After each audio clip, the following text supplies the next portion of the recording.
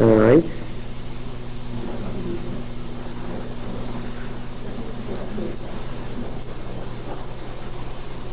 Trust me when I tell you that what you think about the destruction of the Canaanites is not what it says in Joshua.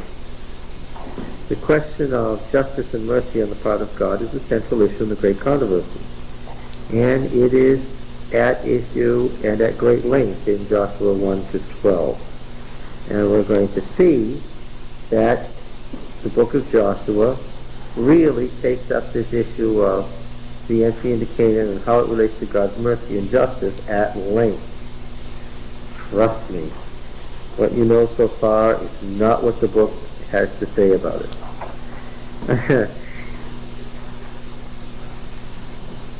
No matter what our personal opinion might be, the reason the serpent talked to Eve is because she was the wisdom teacher.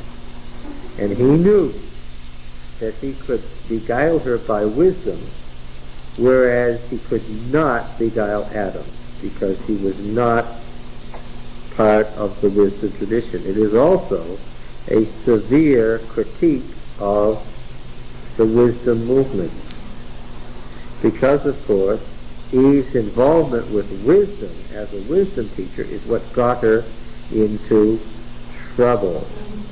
She came to dance with the devil through her wisdom background.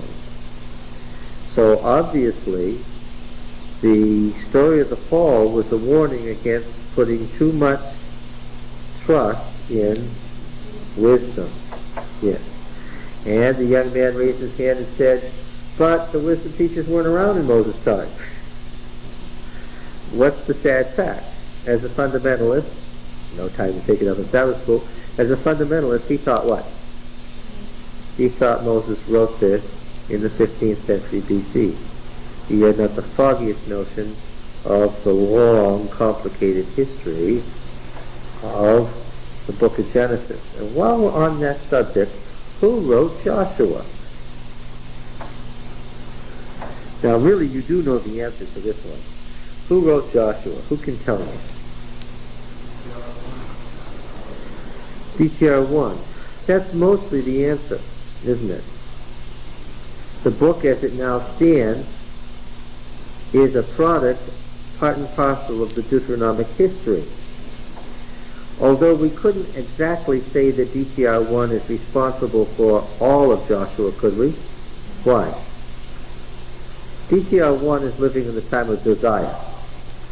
Did he make these stories up or author them? No. Where'd he get them then?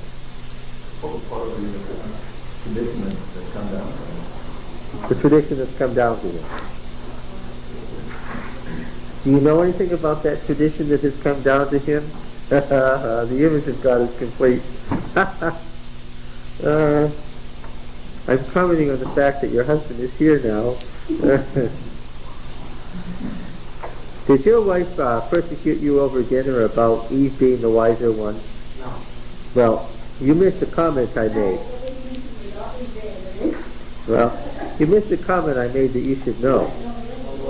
Well, the author was critiquing the wisdom movement partially because Eve got in trouble with the devil because of her wisdom. If she hadn't been trusting to her wisdom, she wouldn't have gotten into that conversation with him. So in a way that means that Adam was wiser because he didn't go around trying to get more wisdom than he knew.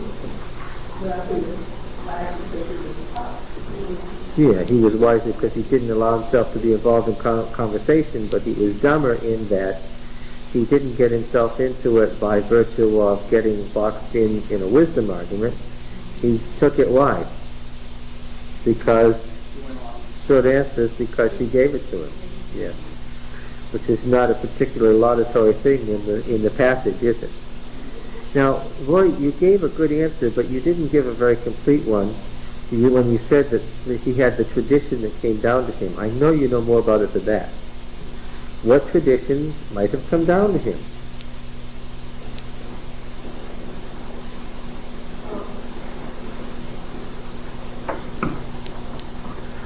Well, did anything pre-exist D?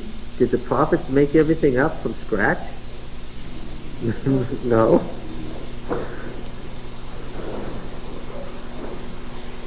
What literature or literary work might have preceded the Deuteronomic historian? Well, let's see. What are our four main sources? What are they? J, E, and P. I've argued vehemently and repeatedly that P is not a successor to D. Okay?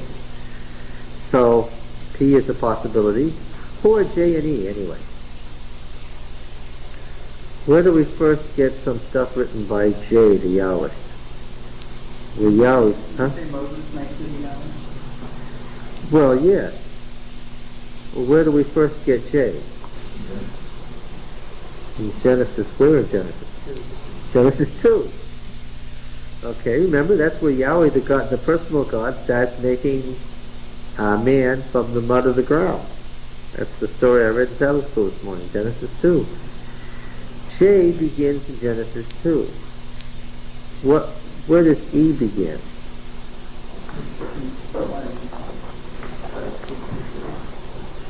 Well, of course, that's so heavily edited by P that we're not sure whether E wrote it first or not.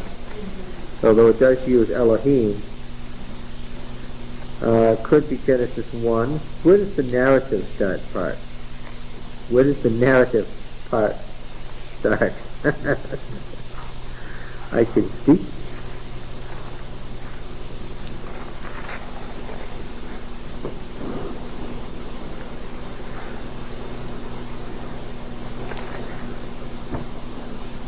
Anybody? Yes, look in your Bible.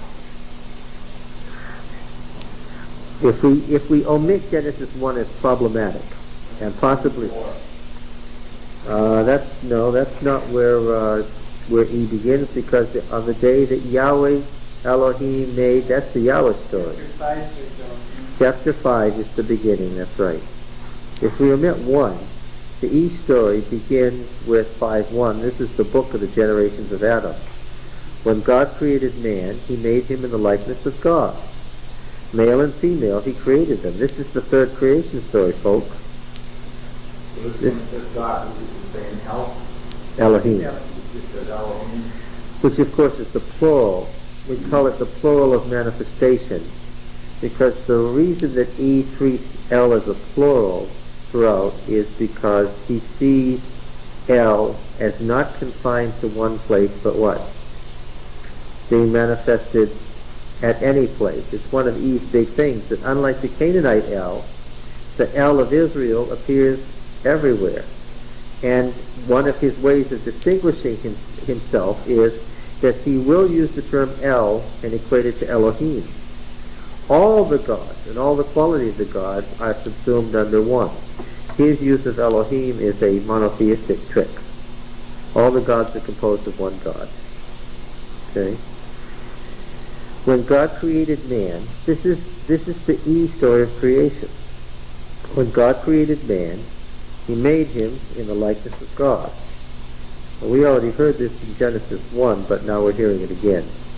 Male and female, he created them, and he blessed them, and he named them man when they were created. Mankind, that is. When Adam had lived 130 years, he became the father of a son in his own likeness, after his image, and named him Seth. The days of Adam after he became the father of Seth were so forth. All right? Now, it's interesting that J and E run all the way through the Exodus, don't they? Now, both J and E promise that Israel will inherit the land. J promises the promised land in Genesis 12, and E promises the promised land in Genesis 15. It would be surpassing strange if the narrative promised the covenant land, but it didn't continue through what? Actually getting the covenant land. Let's go back to chapter 12. Genesis 12.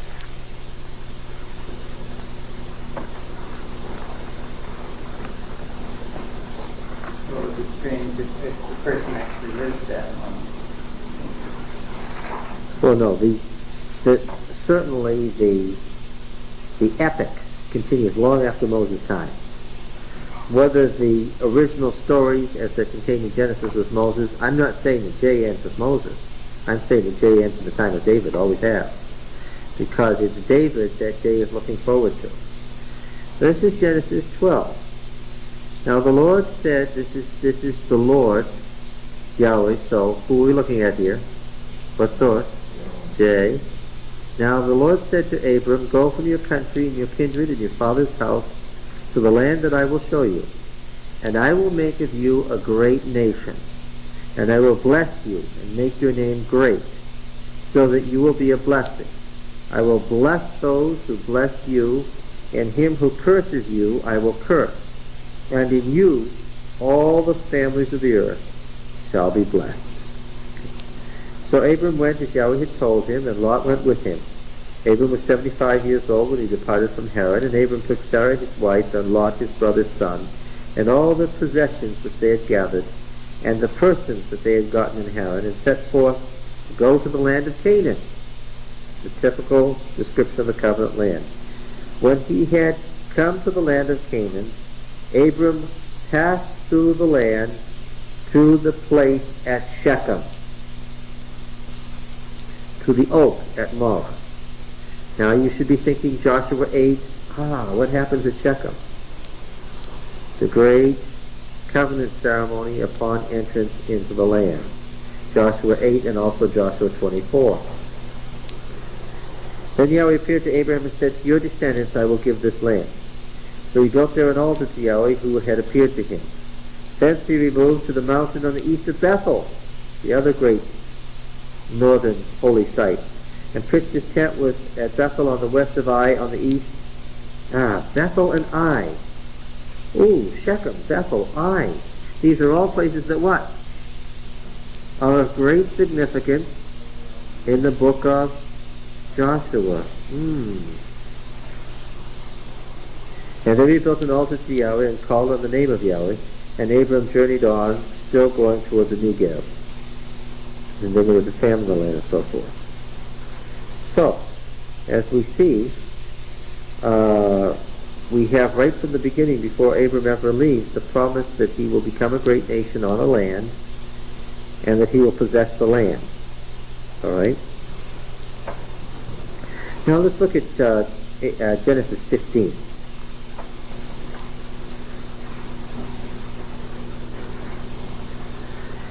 After these things, the word of Yahweh came to Abram in a vision. Fear not, Abram, I am your shield, your reward shall be very great. But Abram said, O Yahweh Elohim, what wilt thou give me?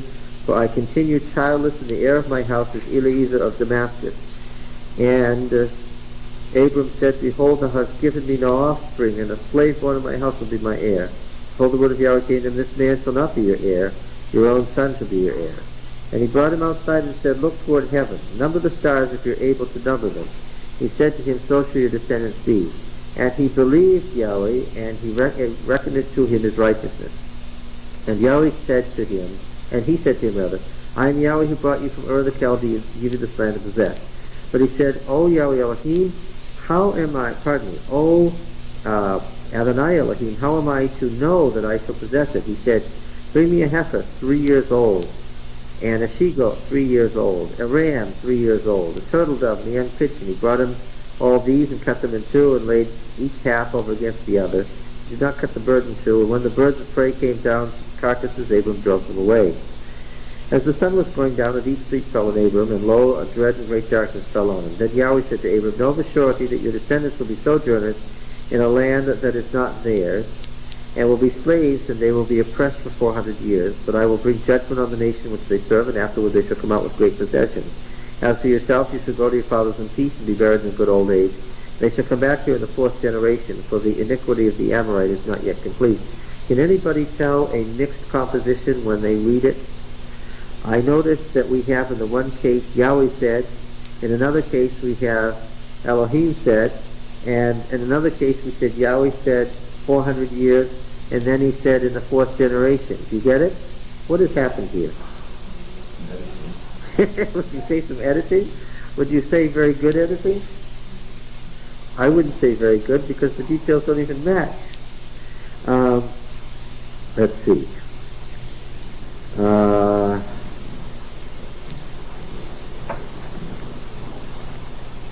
Verse 17. When the sun had gone down, there's a real obvious sign of editing. Did you see verse 12?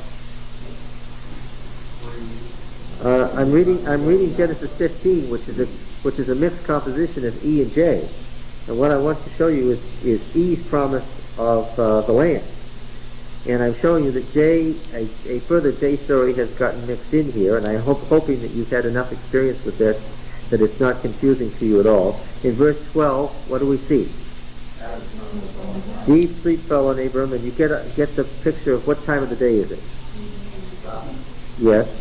And what's happening in verse 17? The sun is taking its high old time about going down, isn't it? Because what's happening? Yeah. Here's what would make sense. Suppose we read the paragraph that begins in verse 7 again, skip the intervening part, and pick up the same detail as we go along. Would you close that?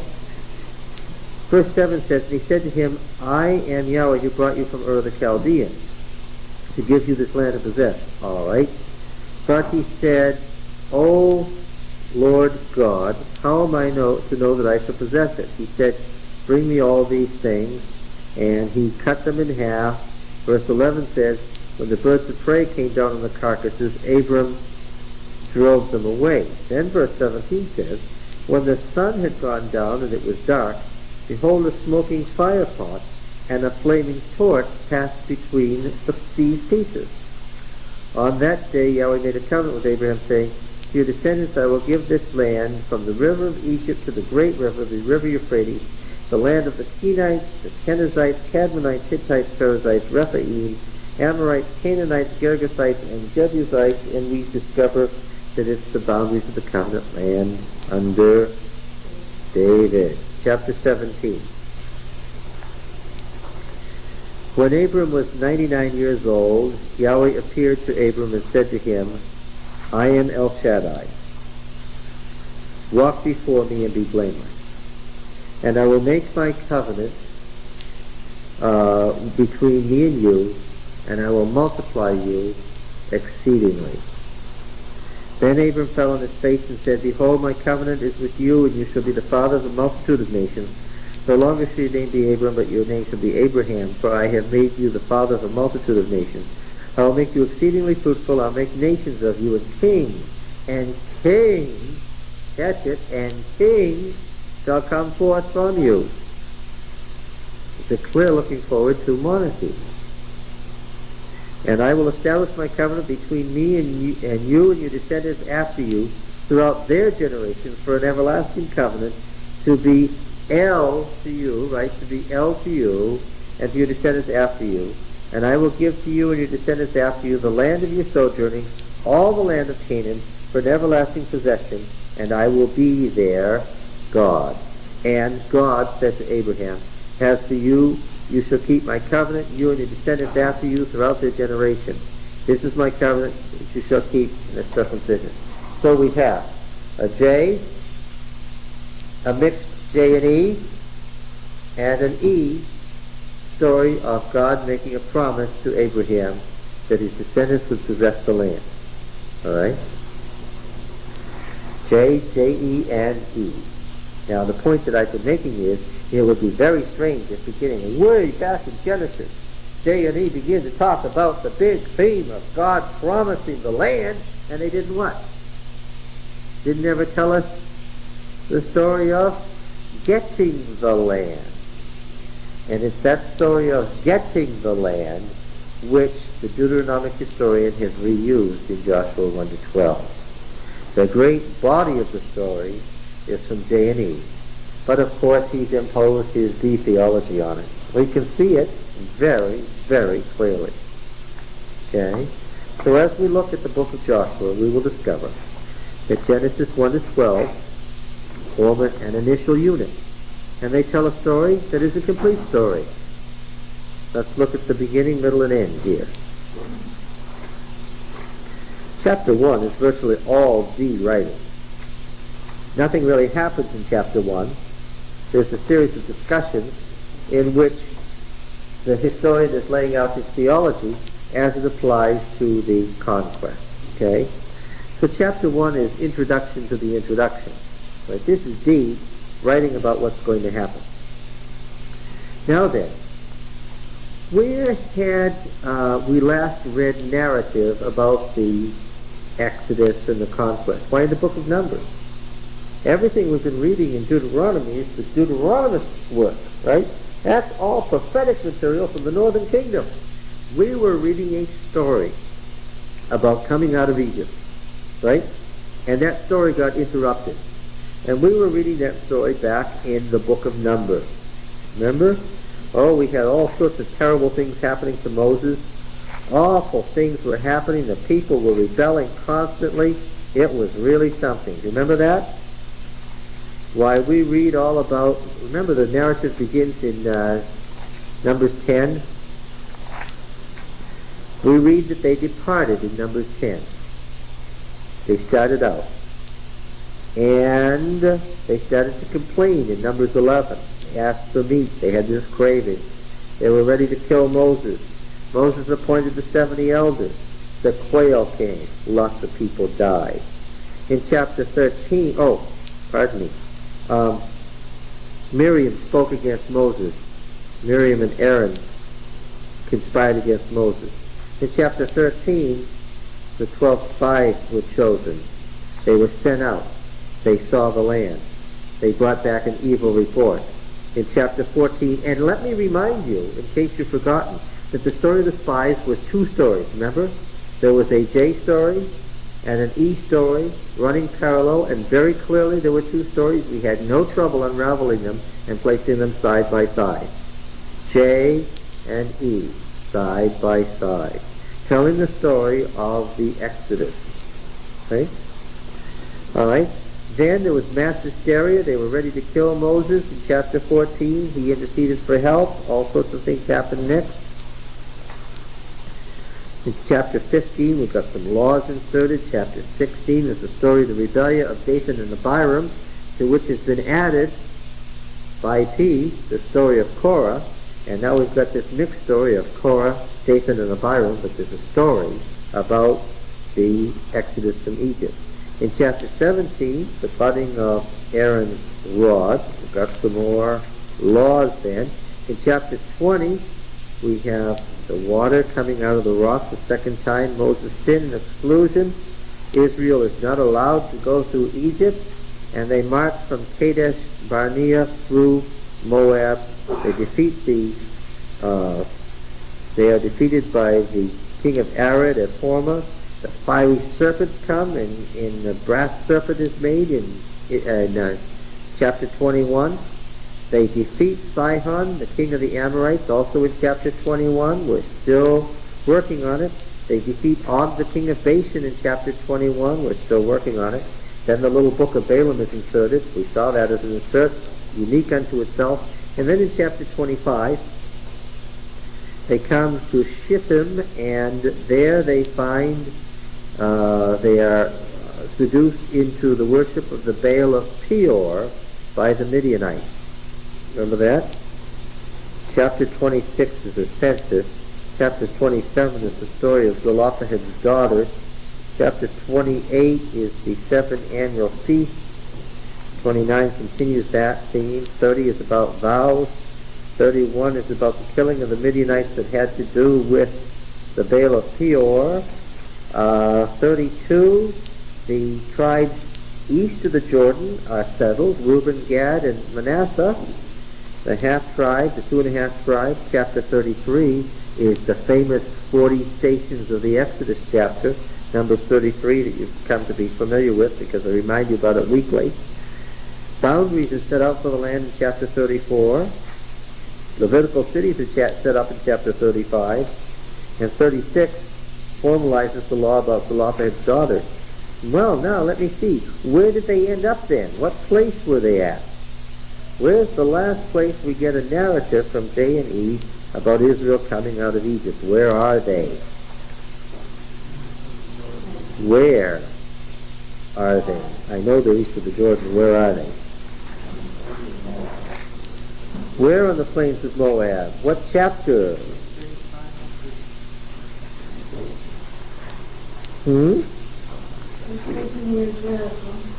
Where? What chapter? Chapter. What is it? 35:1.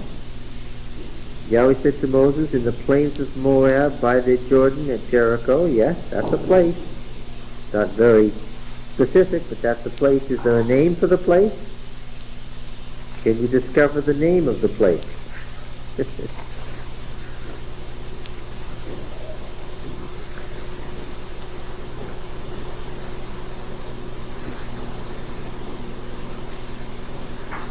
Well, I'll tell you what it is. Obviously, the easiest thing to do is to turn to chapter 33, which has all the stations, and let's read the last one. Then we'll know where they are. Let me tell you again, chapter 33 is the 40 stations of the Exodus, from Egypt to Canaan. That's Numbers chapter 33, the 40 stations of the Exodus. Okay? And here's what I read in verse 47. And they set out from Alma Diblathaim and encamped in the mountains of Abarim before Nebo. And they set out from the mountains of Abarim and encamped in the plains of Moab by the Jordan at Jericho.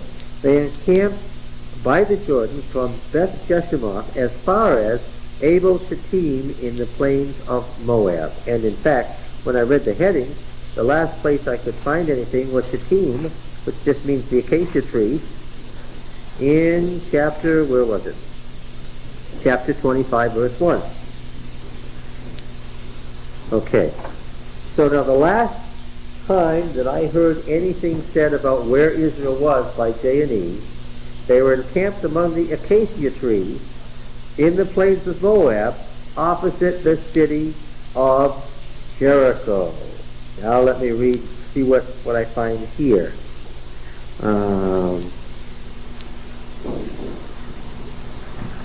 Where are they? I'm now looking in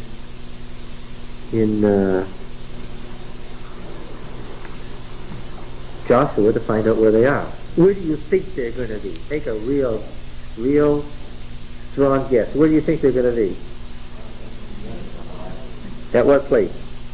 At Shittim. Joshua chapter 2, verse 1. Yes. And Joshua, the son of Nun, sent 2 men secretly from Shittim as spies, saying, go view the land, especially Jericho, which they're opposite. Roy, the point I'm making is this. Isn't it surprising that exactly where J&E stopped in Numbers is exactly where Joshua 2 begins? What am I telling you? It's the continuation of the same story by the same author, J and E, over which DTR1 has laid his special theology and framework. Let me say it again. Let me state the conclusion at the beginning. Joshua chapters 1 to 12 are the continuation of the stories in Numbers written by exactly the same people, J and E, but this time in a framework provided by the historian rather than by P. In Numbers, who put Numbers together? Who provided the structure and made a book out of Numbers? P. In Joshua, we're not reading P. We're reading what? We're reading the Deuteronomic historian. When did he live again? He lived at the time of King Josiah. Where? He lived in Judah, in Jerusalem. Why is he writing? To explain and write a propaganda work of the history of Israel to further the Deuteronomic reform under King Josiah. Okay? Can't say it, I know that. Now's the time to ask me to say it again. There was an old story about God from creation to the time of David. You said Joshua 1:12, and you Genesis 1:12? No, I didn't. No, I didn't. There was an old story about God from creation to the monarchy. That story was told by 2 different folks. Their stories are roughly parallel. Sometimes one will choose some things that the other one doesn't choose. Sometimes they'll tell the same story slightly differently. One uses the term for God from the northern kingdom, the other uses the term for God for the southern kingdom. Which is northern, which is southern? No, D isn't one of the two people we're discussing here. JEPD. Which is northern, which is southern? D is northern and J is southern, right. Okay, we got to put it on the board. This is too good to be true. You all know it. That's true. Why? Because, of course, up here in the north, they were much closer to the great Canaanite cities where El was the chief god of the pantheon, right? Now we'll draw the border roughly along here. And, what do you got? What's this? No, you all recognize this stuff. Alright. And we've got the central mountain range. And down here, of course, we have the southern kingdom, and this is where we would have J. Now, what developed out of East? From the prophetic movement, what literature developed? D, right? D, meaning Deuteronomy, not this historical literature. Now, where did D go? After 722, we went down here. And by the time of Josiah, we have not only D, what else do we have? Oh, when D went, so did E, because it's E is the predecessor of D. Now we have not only D, what else do we have? GTR1 in the time of Josiah. Now, we can't even say GTR2. Why? Because he wasn't on the land. Where was GTR2? In Egypt, after the exile, right? Yes. Right, now then. So, Joshua 1 to 12, what's the core of it? The core is the old J and E story. Now, what about the structure or the overlay? The structure or overlay is provided by who again? GTR1.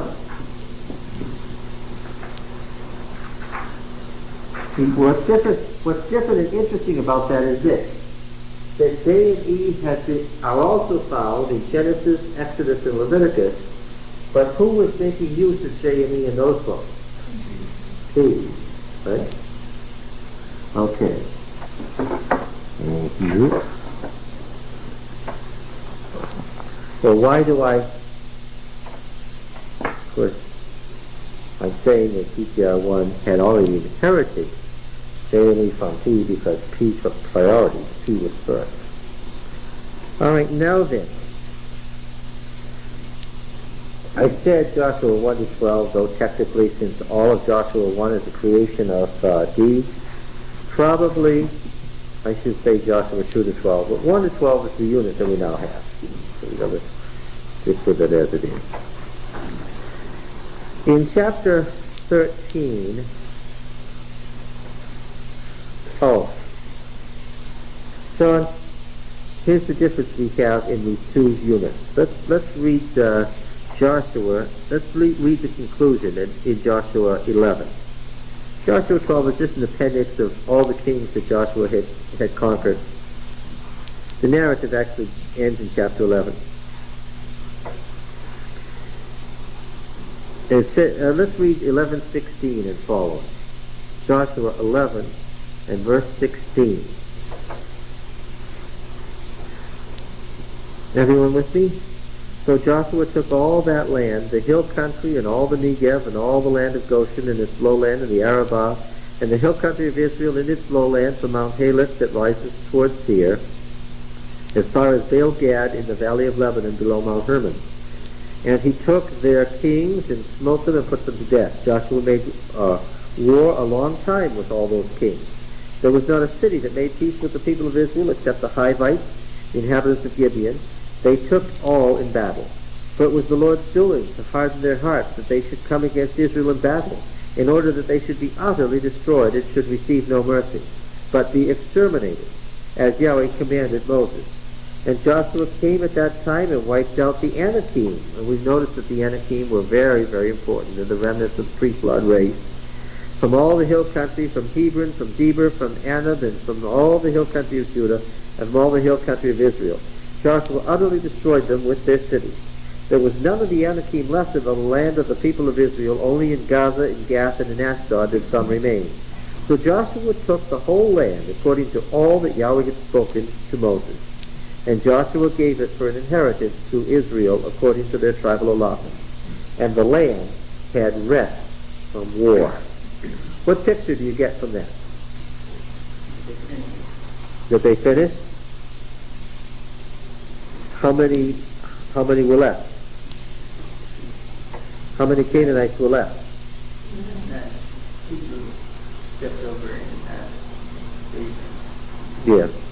They didn't really have rest on one of the problems. Okay. As it's described in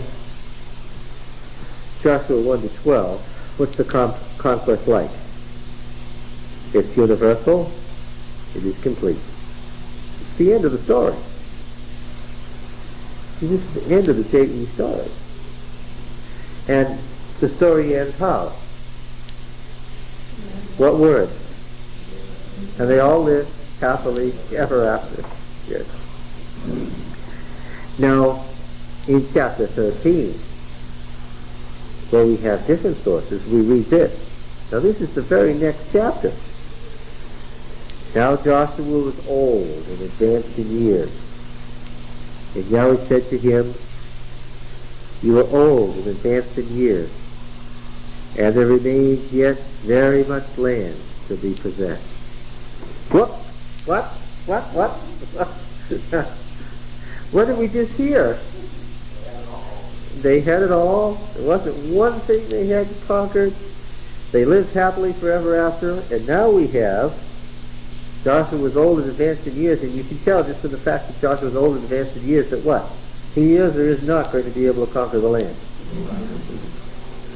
There's very much land to be possessed. And this is a beginning. Read these words as what? Once upon a time. Yes. Okay.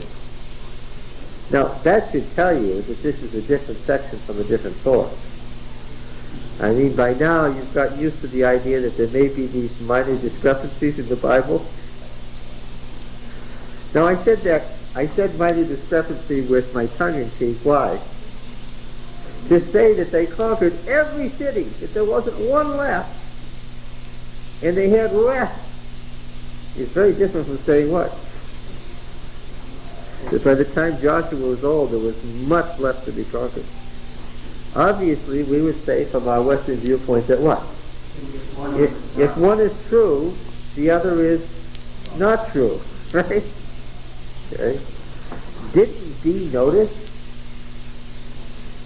Didn't Dee notice? What have we said before?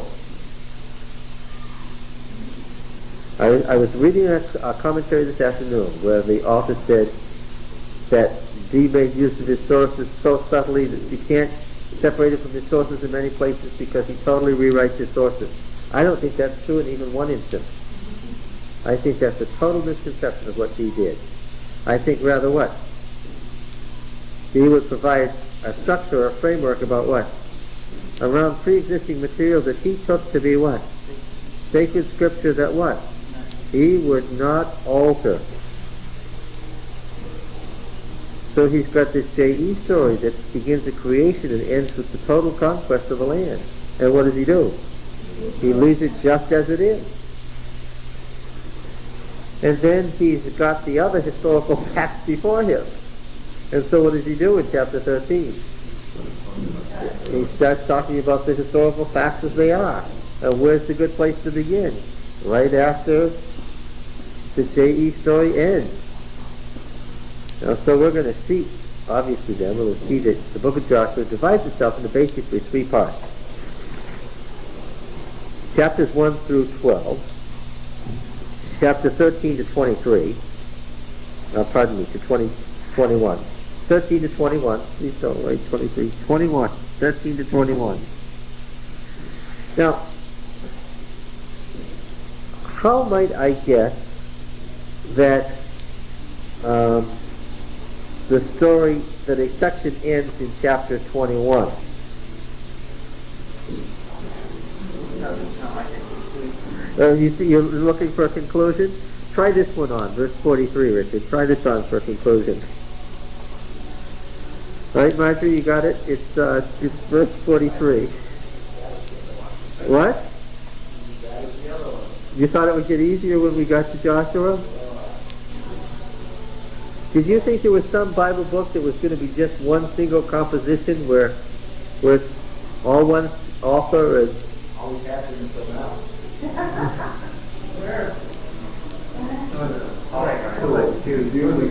Jude? Jude? Yes. And almost all of Jude is incorporated into 2 Peter, so that 2 Peter is divided into two parts. His sword and himself. And 2 Peter isn't very long. So Jude contributes to part of the complexity. Not even the book of Ruth is a unit. Oh, don't say it. Getting back, verse 43, chapter 21 and verse 43. I'm going to see if this sounds like a conclusion to anybody. Thus, whenever you read the word thus, what do you know? Yes, it all, yeah. Thus Yahweh gave to Israel all the land which he swore to give to their fathers. And having taken possession of it, they settled there. And Yahweh gave them rest on every side. Wait a minute. What does this sound like? What did we just read in the end of 11? Yeah. And Yahweh gave them rest on every side, just as he had sworn to their fathers. Not one of all their enemies had withstood them. For Yahweh had given all their enemies into their hands. Not one of all the good promises which Yahweh had made to the house of Israel had failed. All came to pass. What does that sound like? What words might this sound like? They all lived happily ever after. Now if you'll turn the pages over to Judges 1, turn over to Judges 1, which is only a few pages away. Let's read verse 21. Let's read verse 1. After the death of Joshua, the people of Israel inquired of Yahweh, who shall go up first for us against the Canaanites to fight against them? What? What's going on here? What are they doing? Who's going to go fight the Canaanites first? Verse 21, but the people of Benjamin did not drive out the Jebusites who dwelt in Jerusalem. So the Jebusites have dwelt with the people of Benjamin in Jerusalem to this day. Verse 27, Manasseh did not drive out the inhabitants of Bethshan and its villages, or Taanach and its villages, or the inhabitants of Dor and its villages, or the inhabitants of Ibleam and its villages, or the inhabitants of Megiddo and its villages. But the Canaanites persisted dwelling in the land. When Israel grew strong, they put the Canaanites to forced labor, but they did not drive them out. And Ephraim did not drive out the Canaanites that dwelt in Gezer. Zebulun did not drive out the inhabitants of Kitron, and so forth. Asher did not drive out the inhabitants of Akko and all the other great cities. And you'll notice in each case it's great cities. Naphtali did not drive out the inhabitants of Beth Shemesh and so forth. The Amorites pressed the Danites back into the hill country, for they did not allow them to come down into the plain. And the Amorites persisted and so forth. All right. So begins the story of the Judges. Now, what do we have then going on here? Well, we have sources.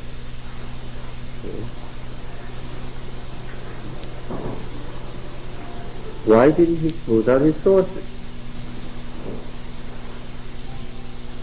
Why didn't he smooth out his sources? Because what? Again, this is a deduction on our part, but it is so obvious that there has to have been a reason. What reason could he have had for never touching the sources? He believes them obviously to be sacred and he can't touch them. He includes them, he preserves them, he interprets them, but he will not alter them. All right? This is part of the Deuteronomic view and theology anyway. What are you not supposed to do? Deuteronomy 4. That's right, that's right. And anybody who's in Moses' place. Because in Deuteronomy, Moses is a prophet. Now, the prophetic movement, each prophet comes and adds to it, but doesn't take away. Yeah. A big issue, God's mercy and justice in the conquest of Canaan. Another big issue, the promise fulfillment issue.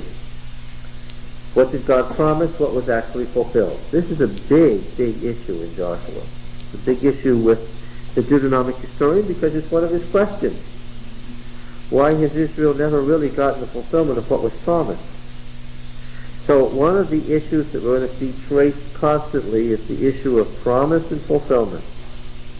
Or we might say command and obedience. He makes a link between command and obedience and promise and fulfillment.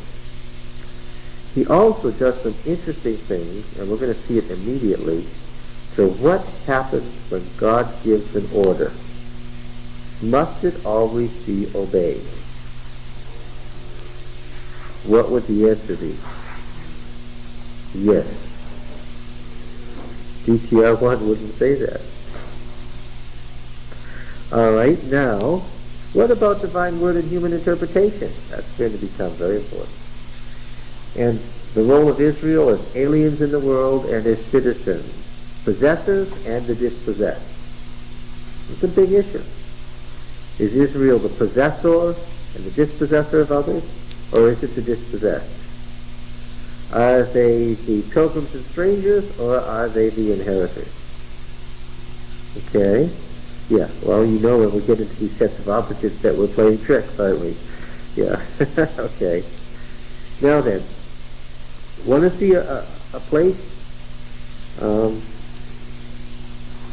in the story of Achan? Achan stole some booty and hid it. He was killed and people died as a result.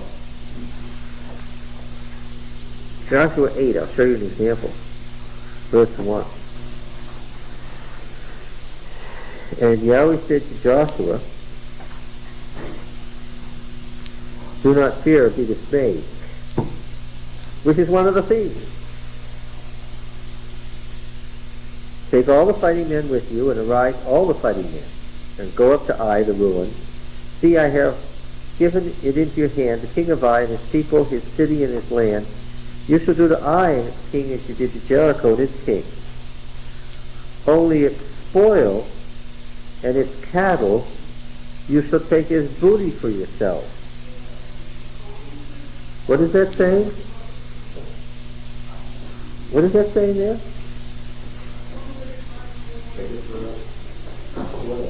Why is that shocking? That has been the issue in the previous chapter with Achan. The law of holy war, Deuteronomy 20 says, utterly annihilate. Don't spare anything that breathes. Burn everything else. And what does this say? Take the booty. This is a direct violation of a direct command. One example. Okay. Can you think of others? I know you can't. But if this is God saying that they can do it, then isn't that like he's changing? Can God countermand his own orders? Yeah. You would think so. Would a traditionalist think so? See, one of the questions about will God fulfill his promises is what? Traditionalists will say what? Yes, yes. A Deuteronomist might say what? Yeah, he might what? He might change his mind. Now this is the divine freedom. Now this is really, for traditionalists, just an impossibility. Okay.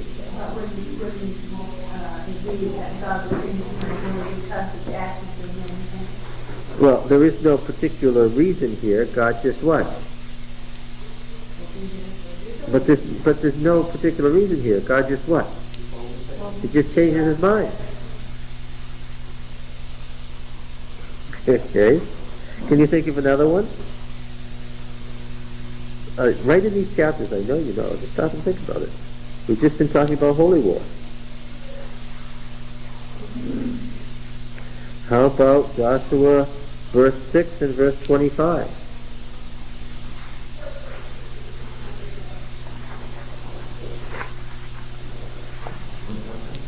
6 and verse 25. But Rahab the harlot and her father's household and all who belonged to her, Joshua saved alive. There's not a divine command appended to this one. Joshua saved alive. She dwelt in Israel to this day. What's shocking about that? What's the rule of holy war? Every living thing, what?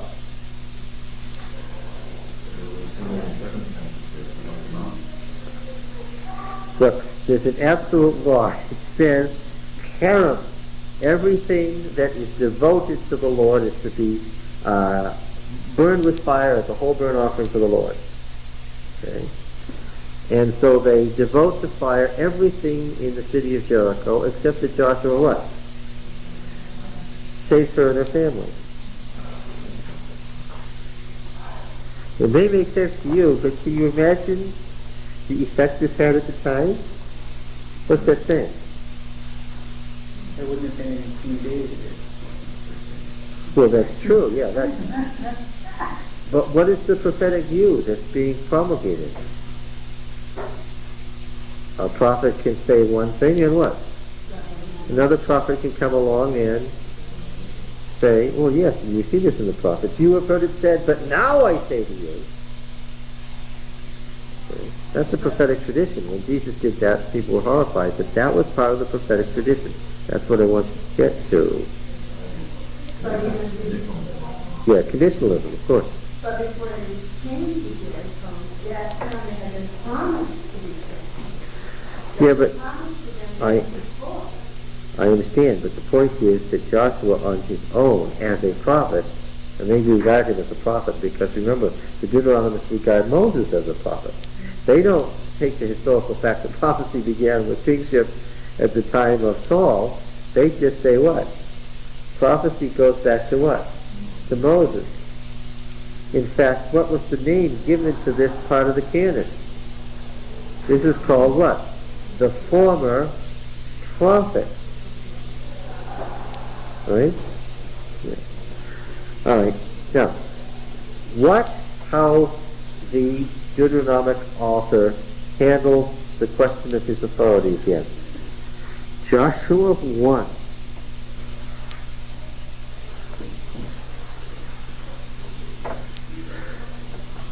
After the death of Moses, the servant of Yahweh. Now, have you yet figured out that the servant of the Lord is a prophetic phrase? It's a cliche. It's a prophetic cliche. The servant of the Lord. What is somebody who is given the title the servant of the Lord? A prophet. Remember, this is the prophetic movement speaking about itself. As soon as you say that Moses was the servant of the Lord, you mean what? Moses was a prophet. When the Adventist preacher who doesn't know anything about theology stands up and says, the servant of the Lord says, meaning Mrs. White, what's he doing? He's following the old prophetic movement's designation for a prophet.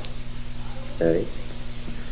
What were some others? The messenger of the Lord, another favorite of the prophetic movement. He loves the messenger of the Lord. He loves the servant of the Lord.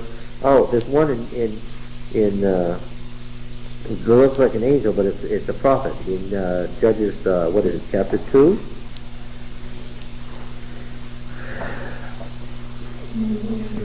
Yeah, the angel of the Lord. Bad translation, right? Chapter 2, verse 1. Now the angel of the Lord went up from Gilgal to Bochim, and he said, I brought you up from Egypt and brought you into the land which I swore to give your fathers. I said, I will never break my covenant with you, and you shall make no covenant with the inhabitants of the land. You shall break down their altars. but you've not obeyed my command. What is this you've done? So now I say to you, here we go, I will not drive them out before you. Judges 2. This time I heard myself say it. I know I said Judges 2 this time.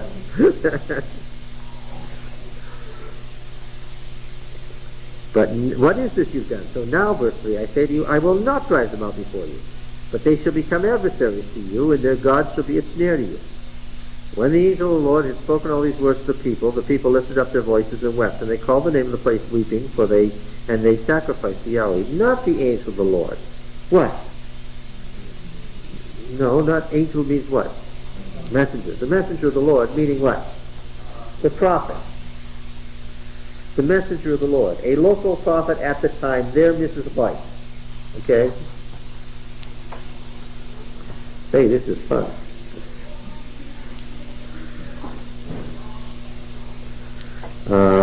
Right. So, we don't get very far in Joshua before we get favorite D theology going.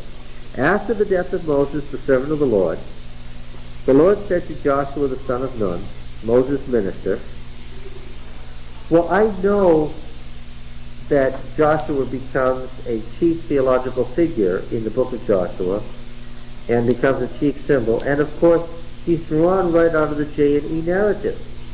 In the J.E. narrative, he was Moses' minister, right? He was Moses' servant. We first see him when he fights against Amalek, right? 36 hours after they come out of Egypt, the Amalekites are attacking them. Aaron and Hur are holding up Moses' arms, remember, and every time Moses' arms went up, Joshua was leading the battle down in the valley. That's the first time we see it. He's guarding the tent, remember? Guarding the tent, which is Moses' tent outside the camp. When they come down from the mountain, he hears this sound, and he says, a sound of war. And Moses says, no, I hear the sound of singing and dancing. I hear an orgy. Joshua heard a battle. Obviously, his background is what? Military. Egyptian military, in fact. Okay? All right. So, Moses minister, Moses my servant is dead. The title Moses minister is right out of the J.E. narrative. Moses my servant is dead. Now therefore arise, go over this Jordan, you and all this people, into the land which I am giving to them, to the people of Israel. Every place that the sole of your foot shall tread upon, I will give you, as I promised Moses. This is God quoting himself, speaking to Moses.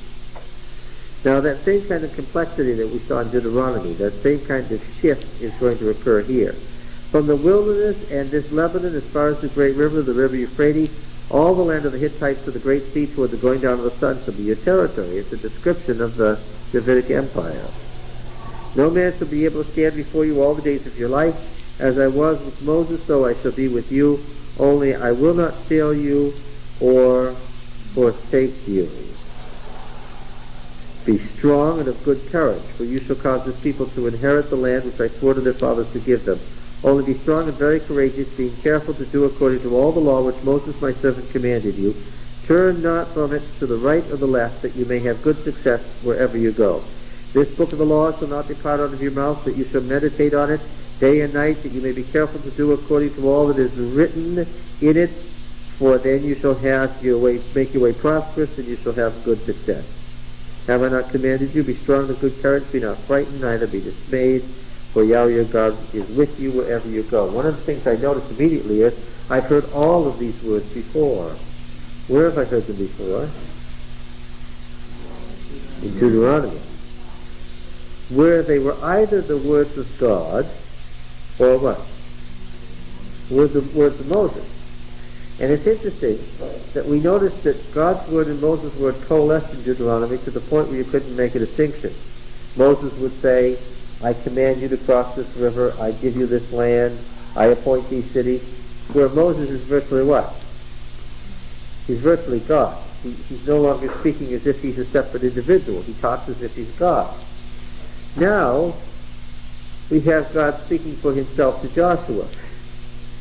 And we notice that in a number of these passages where God says, I said this or that, the Deuteronomy only says that Moses said it. And now we're to understand that when Moses said these words, word for word, and said, I'm the one saying them, we're to understand that what? That he was transmitting these words verbatim, that they were actually God's words. And the coalescence of Moses' words and God's words in Deuteronomy is now explained in Joshua as God's words that Moses transmitted faithfully. And how do you know all that? Because what? Because the Deuteronomic historian is what? Is telling you so. And right at the outset, in verse 1, he's letting you know that what? Who's the authority here? No, Moses isn't the authority. No, the Lord isn't the authority. I don't know what the Lord said. What? He is. How do I know what God said? I didn't even know these were God's words till I got here. I thought these were Moses' words. But now I find out they're God's words. How do I know? He's telling you. I cannot emphasize strongly enough that the Deuteronomic historian writes as if he is a prophet successor to Moses. He's the only one who all the way through the history from beginning to end has the authority to tell you everything that God says on all occasions and what it means. Which makes his role what? Theologically, there's only one role that he can play as he tells you this history. What is it? He is the prophet. And his words must be received as a prophecy, as a testimony. Get it? He takes a theological stand. This is the way it is. Who gave you the right to say that's the way it is? Right. Well, Moses said that a prophet was coming like him. But how did I find that out in the first place? He told me so. Yes. Right. It's a closed argument. You either accept my authority or you don't. Period. There's no option for argument here. Right? Isn't that the same authority Christ for? You say that he accepted Moses, who accepted me? Yes. Yeah, and he says, this is what Moses said, hear him. Why? Because I'm giving you the proper interpretation. Yeah. Alright, so, interesting how he has taken these words of Moses that we thought might have been words of God, but weren't sure. We assumed that when Moses said exactly word for word certain things, that he was repeating God's words, but we couldn't tell. Moses simply said, I'm telling you this, I'm telling you that, this, that, and the other. Right? Now then, be strong and of good courage. We found this all the way from, where did we first see this? In Deuteronomy 3, was it? Or 4? This is the beginning of the introduction to the history. It wasn't even in D proper that we first heard this. Alright. Yes, Deuteronomy 3. Verse 28. Charge Joshua, encourage him and strengthen him, for he shall go over the head of his people, which we see again in 31, repeated several times.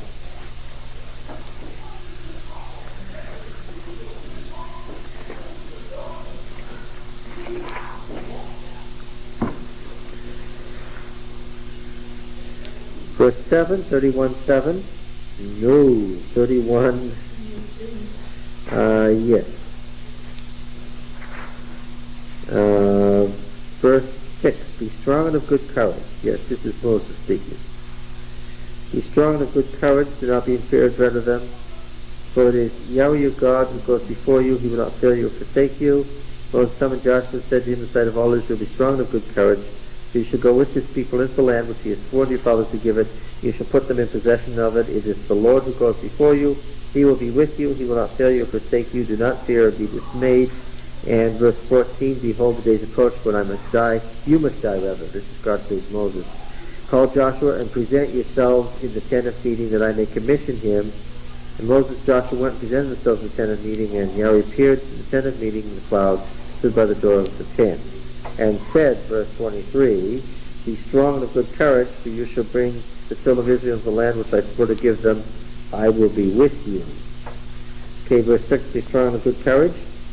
You shall cause this people to inherit the land which I swore to their fathers to give them. Only be strong and very courageous, being careful to do according to all the law which Moses my servant commanded you. We're going to, in part of the discussion, part of the very pointed discussion in Joshua 1 to 12 is what does it mean to do all the law that Moses commanded? What does that mean? In Josiah's time, what does it mean to the people to whom he's writing? That you may have success wherever you go. This book of the law, it's already a completed fact. The book of the law is already the traditional norm from which they are to reason. This book of the law shall not depart out of your mouth, but you shall meditate on it day and night.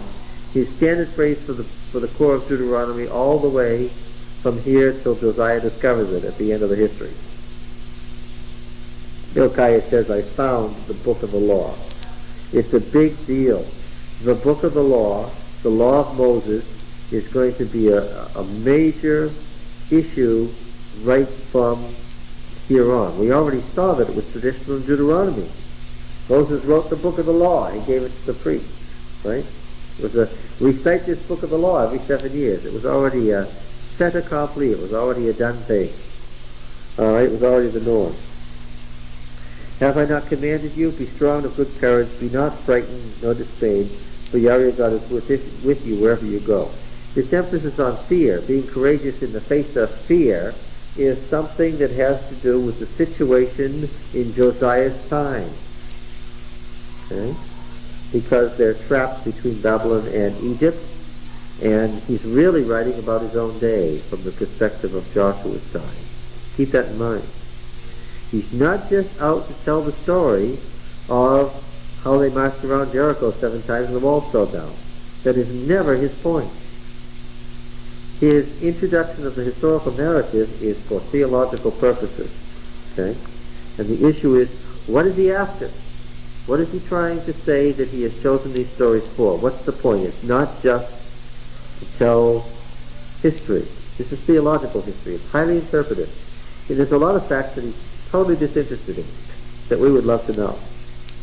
Okay? On that subject, how about reading chapters 3 and 4 in John Bright's History of Israel? Chapter 3 and chapter 4? Yeah. We can actually use the book now. We'll use Aharoni in the second half of Joshua. Chapter 3 and chapter 4 in Bright's History of Israel. All right. Then Joshua commanded the officers of the people, pass through the camp and command the people, prepare your provisions. But within 3 days you are to pass over this Jordan to go in to take possession of the land which Yahweh God gives you to possess. The standard D phrase. And to the Reubenites, the Gadites, and the half-tribe of Manasseh, Joshua said, right out of Numbers 32, remember the word which Moses, the servant of the Lord, commanded you, saying, Yahweh your God is providing you a place of rest and will give you this land. Your wives, your little ones, and your cattle shall remain in the land which Moses gave you beyond the Jordan. But all the men of valor among you shall pass over armed before their brethren, and shall help them until Yahweh gives rest to your brethren as well as to you, and they shall also take possession of the land which Yahweh your God is giving them. Then you shall return to the land of your possession and shall possess it, the land which Moses, the servant of the Lord, gave you beyond the Jordan toward the sunrise. They answered Joshua, all that you have commanded us we will do, and wherever you send us we will go. Just as we obeyed Moses in all things, so we will obey you. Why? Because Joshua is what? Yes, he's what? What is he? He's a prophet like Moses. Okay. Whoever rebels against your commandment and disobeys your word, whatever you command him shall be put to death. This has something to do with Josiah's time. Only be strong and of good courage, they now say to him. Now the people are saying it to Joshua. All right. Now, what we've read so far is the D historian's introduction to his traditional material. He wrote an introduction to Deuteronomy, the first 4 chapters, right? To give you a setting of what he's going to be talking about in the history. Now he writes an introduction to Joshua, and I see that from what he's told me so far, how the people respond to God's command is going to be important. And of course, you can never fake it with D. You can never fake obeying God's law with D. You can't keep it outwardly. Right? There's no such thing as ritual obedience to the law in D. In order to get it, what do they have to be? Well, they're not joyful here. They're what? You can't fake joy either. What are they here? They're courageous. Yes. If they're frightened, what? They're not obeying. They have to be courageous. They have to be strong. Okay? They have to be obedient to what? Well, it says two things. And it's part of the tension that the D people had in their mind. What do they have to be obedient to?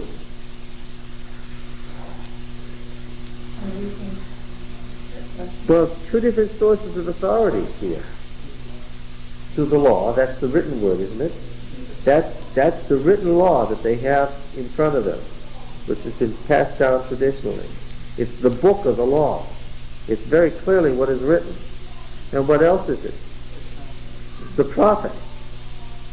Yes, the prophet who comes and interprets the law. Well, now, the Deuteronomists have two sources of authority. They have the written word, and they have the charismatic prophet who's current. This could present some problems, couldn't it? What if a false prophet came and said something that was really not in accord with the law? Well, I know what passages are about that. Can you think of places where the Deuteronomists discuss that? How about Deuteronomy 13 and Deuteronomy 18? Oh, come on, some of you remember these passages, right? If it's a true prophet and passes the text of Deuteronomy 13 and Deuteronomy 18, that prophet, surprisingly, has the right to do what?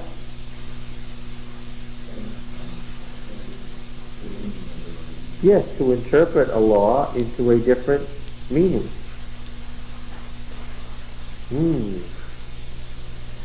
So we have a static and a dynamic authority. The static authority, which is clearly unchangeable, is the written word.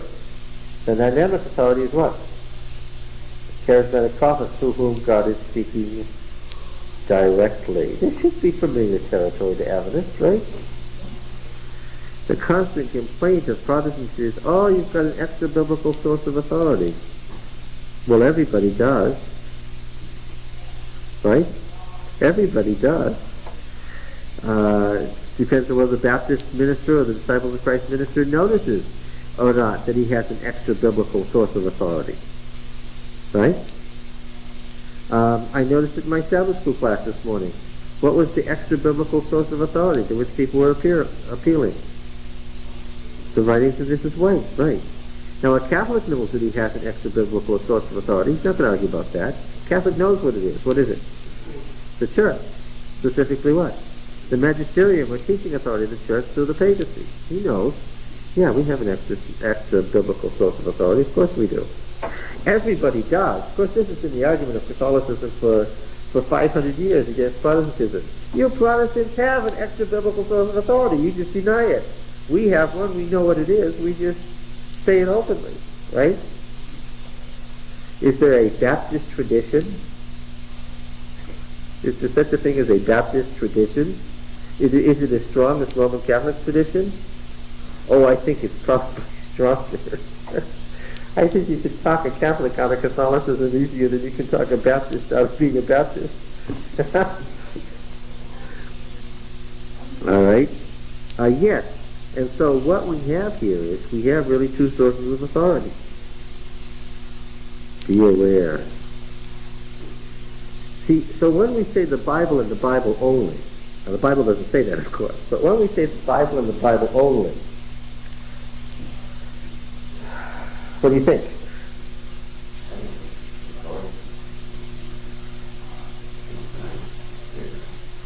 Historicism? As opposed to sensationalism? Okay. When Luther said the Bible and the Bible only,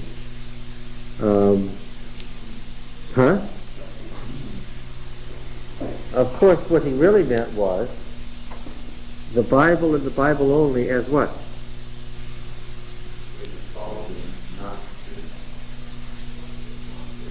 So, when those Lutherans accepted his idea of the Bible and the Bible only, as interpreted by what?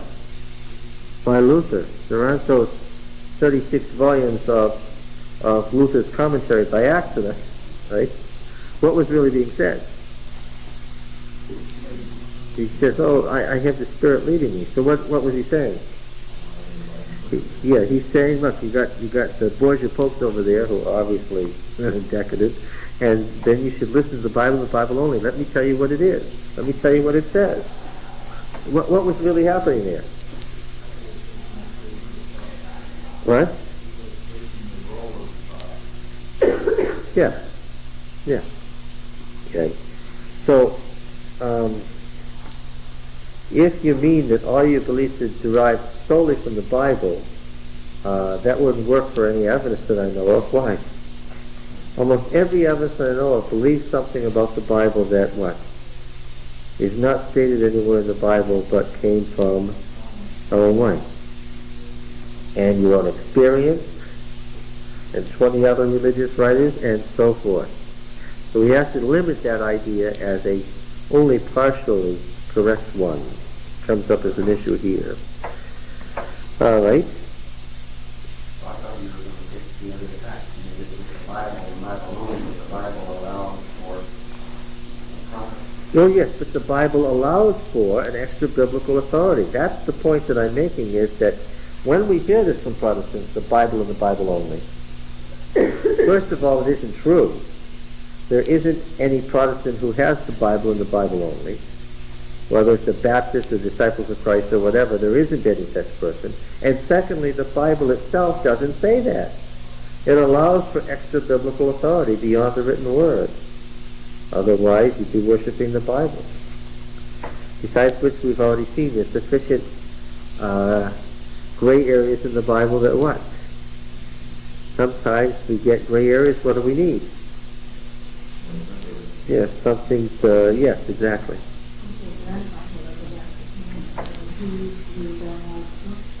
Well, of course,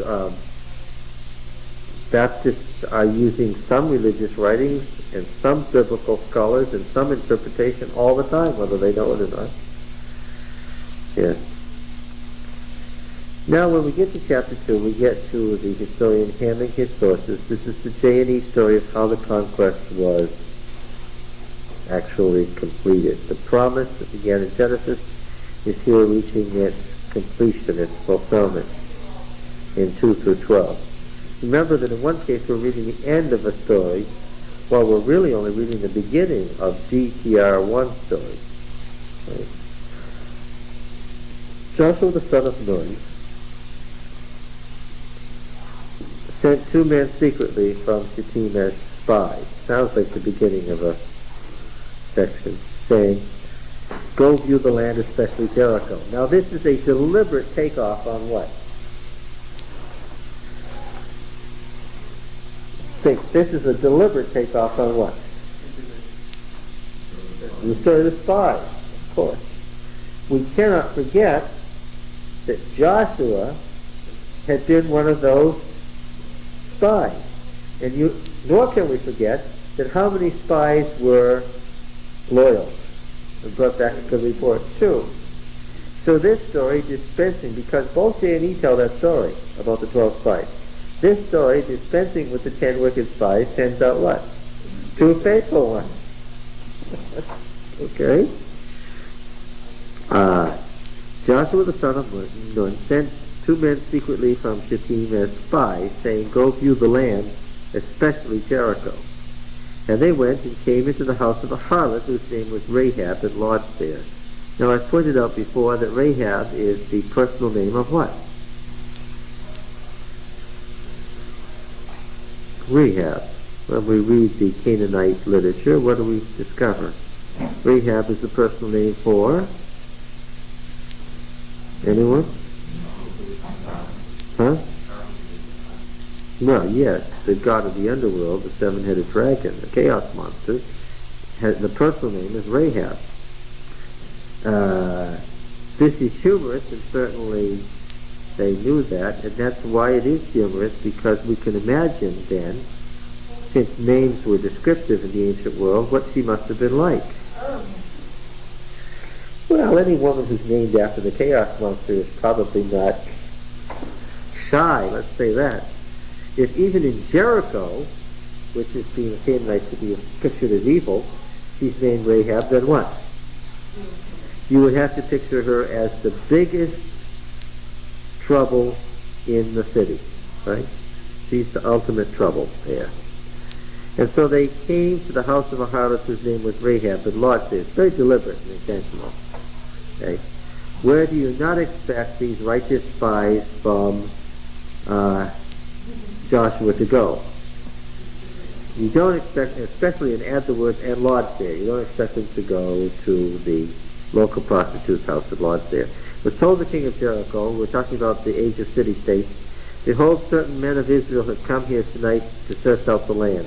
The king of Jericho sent to Rahab, saying, bring forth the men who have come to you, who entered your house, for they have come to search out the land. But the woman had taken the two men and hidden them, and she said, true, men came to me, but I don't know where they came from. And when the gate was to be closed at dark, the men went out. Where the men went, I do not know. Pursue them quickly, for you will overtake them. But she had brought them up to the roof and hid them in the stalks of flax, which she had laid in order on the roof. So the men pursued after them on the way to the Jordan as far as the ford, and as soon as the pursuers had gone out, the gate was shut. Okay. Before they lay down, she came to them on the roof and said to the men, I know that Yahweh has given you the land, and that the fear of you has fallen upon us, and that all the inhabitants of the land melt away before you. We have heard how Yahweh dried up the Red Sea before you when you came out of Egypt, and what you did to the two kings of the Amorites who were beyond Jordan, Sihon and Og, whom you destroyed utterly. As soon as we heard it, our hearts melted, and there was no courage left in any man because of you. For Yahweh your God is He who is God in heaven and on earth beneath. Now then, swear to me by Yahweh that as I dealt kindly with you, you also will deal kindly with my father's house, and give me a sure sign, and save alive my father and my mother, my brothers and my sisters, and all who belong to them, and deliver our lives from death. And the men said to her, our life for yours. If you do not tell this business of ours, then we will deal kindly and faithfully of you when Yahweh gives us the land. Now the issue has come up immediately, and of course DTR 1 has chosen this story and placed it where it is quite deliberately, because moving things around in order is commonplace for him. He doesn't mind moving his sources around. We're talking about the spies in Jericho very quickly. Why? Right here we're already in trouble. Why? Yes. What was the statement right from day one? That what? Utterly annihilate everything that breathes. That was the deal. And we don't get any further than the first story before the issue is, what do you do with Canaanites who cooperate? Because there's going to be a big issue here, and everybody brings it up to this day. What about all those exterminated Canaanites and their children? Right? God said go in and annihilate them. And one of the issues that we're going to discover, and that it's brought up again and again, is what? Anyone who cooperated, what? Was saved. So that the law as written, which sounded so absolute, isn't an absolute law at all. It becomes modified to a relative law. What does it really mean? It really means kill anybody who resists and spare anybody who, yeah. Well, now that's a whole different That isn't what it says in Deuteronomy. I didn't hear anything in Deuteronomy about how they respond to you and whatever seems best at the moment, right? Because, of course, DTR 1 had to deal with people who said, what? The law was fixed, inflexible, unchangeable, who were traditionalists, and thought that observance of the tradition itself would do what? Save them. That's what traditionalists do. They believe that observance of the tradition itself will save you. He had to deal with that Catholic attitude. Because, of course, remember that even in Jerusalem there was this feeling, and you can see it, how it could develop from P's teaching, that if we bring 7 rams, 2 lambs, a turtle dove, and he-goat, right, and 14 pieces of silver, that what? That's what was required. Right? So now it's a deal. It becomes a fixed deal. And Deuteronomy doesn't treat it as a fixed deal. Because after all, Deuteronomy 9 and 10 says that if it were a fixed deal, what would have happened? That at Sinai, what? Israel would have been annihilated. And that as far as getting the land, on the basis of deserving it, what? Yeah. Deuteronomy 9 says, as far as on the basis of your righteousness, no assurity that you don't deserve the land. Okay. So, there was that. What's he striving against there? Legalism in its usual and predictable form. Okay, God has said that I've got to do this. If I do this, will you do X? Right? Let's make a bargain with God and see if he'll seek to reveal. And what's the answer from the D point of view? Well, depending on what?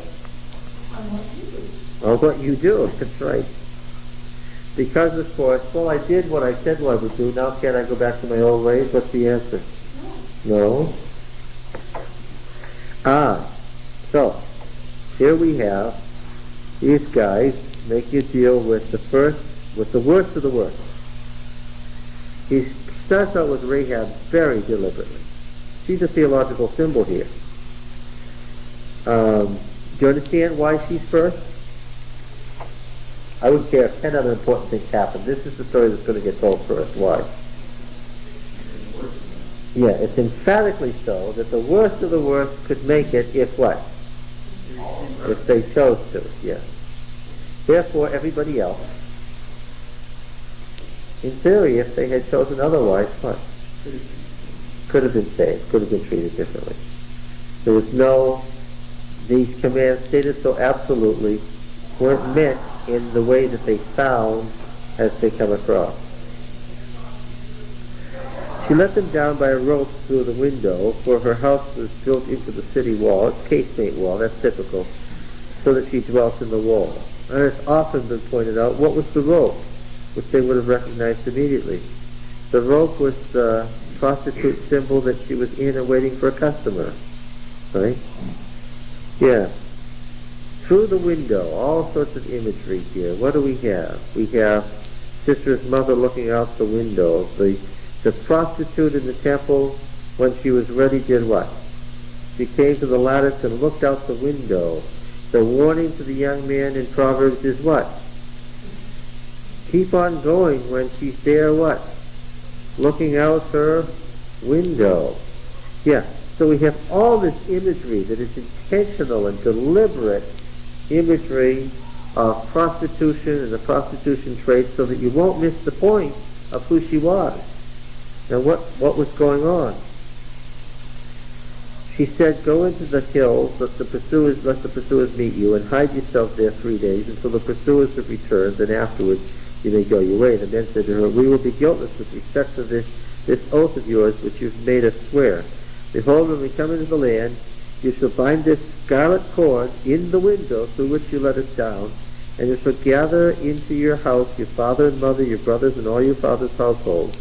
If anyone goes out the doors of your house into the street, his blood shall be on his head, and we shall be guiltless. But if a hand is laid on anyone who is with you in this house, his blood shall be on our head. But if you tell this business of ours, then we shall be guiltless with respect to your oath, which you have made us swear. She said, according to your word, so be it. And she sent them away, and they departed, and she bound the scarlet cord in the window. It's a typical Hebrew narrative. It's full of irony and double meaning. The cord is now bound permanently in the window, which means to the people in Jericho that she's open for business 24 hours a day, when what? She's found it there because what?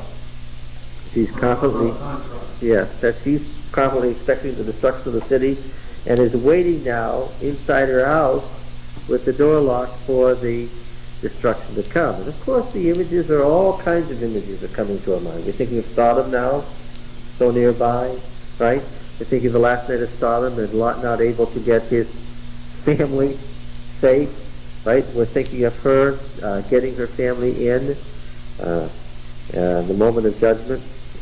They departed and went into the hills and remained there 3 days until the pursuers returned.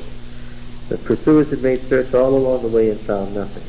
The two men came down again from the hills and passed over and came to Joshua and told him all that had befallen them. They said, truly Yahweh has given all the land into our hands, and moreover all the inhabitants of the land are faint-hearted because of us. Early in the morning Joshua arose and set out from Shittim with all the people of Israel, and they came to the Jordan and lodged there before they passed over. At the end of 3 days the officers went through the camp and commanded the people, when you see the ark of the covenant of Yahweh your God being carried by the Levitical priests, notice the phraseology is Deuteronomic, not Aaronite, then you shall set out from your place and follow it, that you may know the way you shall go, for you have not passed this way before.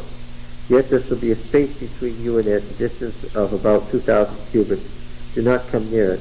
Joshua said to the people, sanctify yourselves, for tomorrow Yahweh will do wonders among you. Joshua said to the priests, take up the ark of the covenant, pass before the people. They took up the ark of the covenant, went before the people. Yahweh said to Joshua, this day I will begin to exalt you in the sight of all Israel. Do you notice how God has direct conversation with the prophet? He may have come in visions and dreams to the patriarchs, but what? He carries on these intimate conversations with the prophet. Part of the role of prophecy. This day I'll begin to exalt you in the sight of all Israel, that they may know that as I was with Moses, so I will be with you. You shall command the priests to bear the ark of the covenant. When you come to the brink of the waters of the Jordan, stand still in the Jordan. Joshua said to the people of Israel, come hither and hear the words of Yahweh your God. Joshua said, hereby you shall know that the living God is among you, and that he will without fail drive out from before you the Canaanites, Hittites, Hivites, Perizzites, Girgashites, Amorites, and Jebusites, a list we've seen before. Behold, the ark of the covenant of Yahweh, of the Lord of all the earth, is to pass over before you into the Jordan. Now therefore take 12 men from the tribes of Israel, from each tribe a man, when the soles of the feet of the priests who bear the ark of Yahweh, the Lord of all the earth, shall rest in the waters of the Jordan. The waters of the Jordan shall be stopped from flowing, and the waters coming down from above shall stand in a heap. What time of the year is it?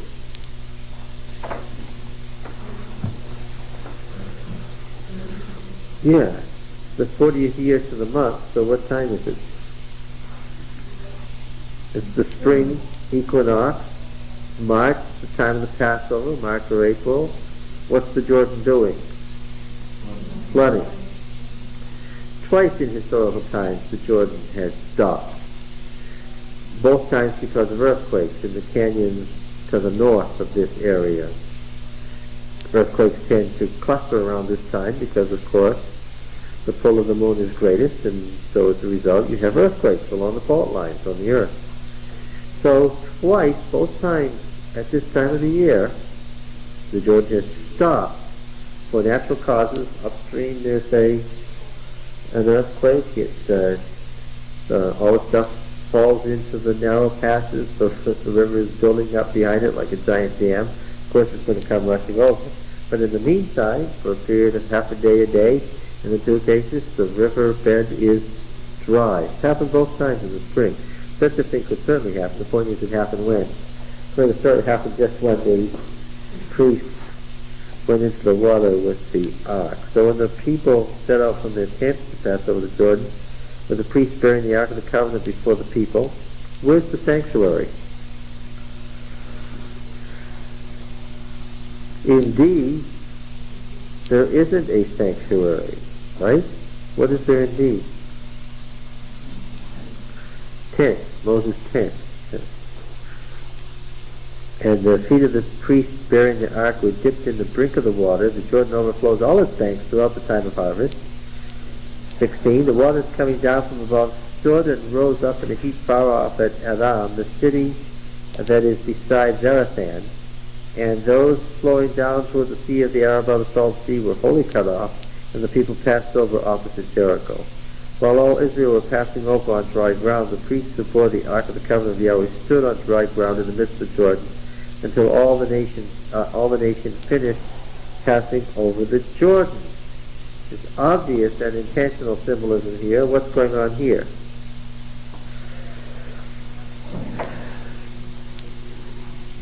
What do we think of right away? The Red Sea. Yes, because in the parallel couplet in the Canaanite literature, Prince C is parallel to the title Lord River. Okay? Sea and river are the same thing. That's why Leviathan is a twisting serpent. Stand up and what do you see? You see, as you look down, you see the river like this. What is it? It's a serpent twisting and moving along. Yes, that's right. And what is this overflowing its banks? Its wings. That's when it spreads its wings. So the serpent, the winged serpent, spreads its wings at the time that the river overflows. Okay. Yeah. And that's the symbolism that was there in the Genesis story too. Okay. That's the chronology. Were there 12 spies and 2 spies, or is this different periods of The only 2 spies here, because he's deliberately dispensed. It is a way of saying that they have made progress. That they don't need 12 spies, that they can find the 2 faithful ones just by choosing any 2, and that's it.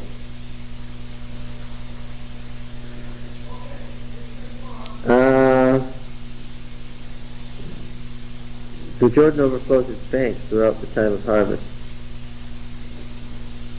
Okay, until the nation passed over. Deliberate punning on the now this has often been called the ritual conquest. Simply because the later temple ritual celebrated this movement from Gilgal through Jericho up the valley of Achor to Jerusalem. Thy way was in the sanctuary, O God. What does it say? From Shittim to Gilgal. In any case, this whole thing, as it's written here, was reenacted with exactly these stories every covenant year. The whole pilgrimage was across the Jordan through Gilgal and to Jericho and up the valley to Jerusalem. They celebrated this conquest ritually. But does that mean that every 7 years the Jordan stopped for them and they wouldn't stop? No, they had to cross the ford. But that's why there's so many notices in the story about, and that's why the 12 stones are where they are, and that's why this is where it is, and so forth, because those were pilgrim sites along the pilgrimage of the ritual conquest. All right.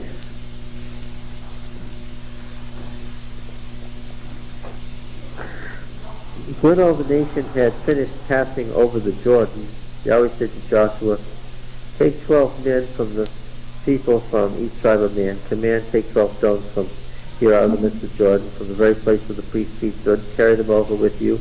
lay them down in the place where you lodge tonight. Then Joshua called the 12 men from the people of Israel, whom he had appointed, a man from each tribe, and said to them, pass on before the ark of Yahweh your God into the midst of the Jordan. Take up the stone on his shoulder, according to the number of the tribes of the people of Israel, that this may be a sign among you.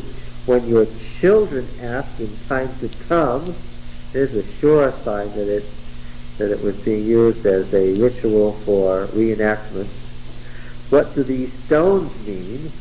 Then you shall tell them that the waters of the Jordan were cut off before the ark of the covenant of Yahweh. When it passed over the Jordan, the waters of the Jordan were cut off. So these stones shall be to the people of Israel a memorial forever. The men of Israel did as Joshua commanded, took up 12 stones out of the midst of Jordan, according to the number of the tribes, and carried them over to place them where they lodged and laid them down there. Joshua set up 12 stones in the midst of Jordan, the place where the feet of the priests bearing the ark of the covenant stood. They are there to this day. For the priests who bore the ark stood in the midst of the Jordan until everything was finished.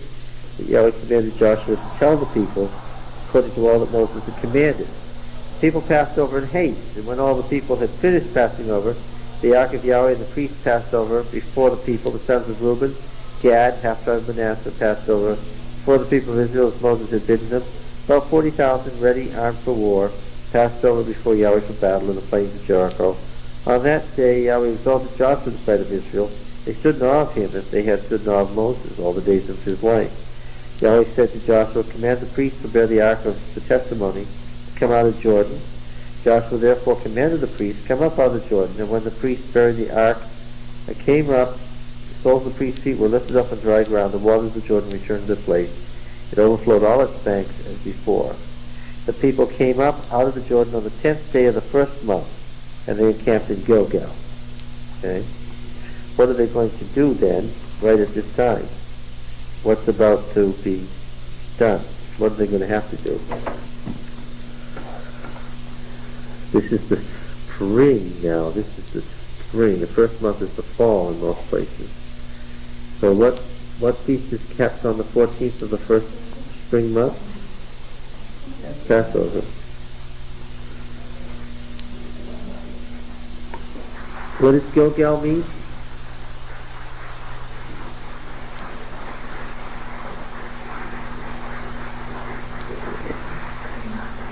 It means a circle,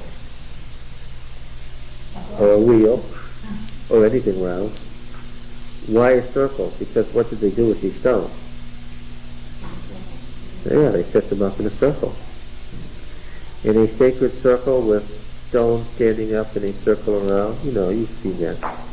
Ever since ancient times, people have set up monoliths in a circle, right?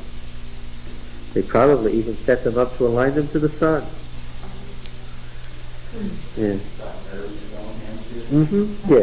Yes, they're all over the Middle East. Yeah. When your children ask their fathers in time to come what these stones mean, then you shall let your children know Israel passed over this Jordan on dry ground. For Yahweh your God dried up the waters of the Jordan until you passed over, as Yahweh your God did to the Red Sea, which he dried up for us until we passed over, so that all the peoples of the earth may know that the hand of Yahweh is mighty. They may fear Yahweh your God forever. When the kings of the Amorites that were beyond the Jordan to the west, and all the kings of the Canaanites that were by the sea, heard that Yahweh dried up the waters of the Jordan for the people of Israel until they crossed over, their hearts melted.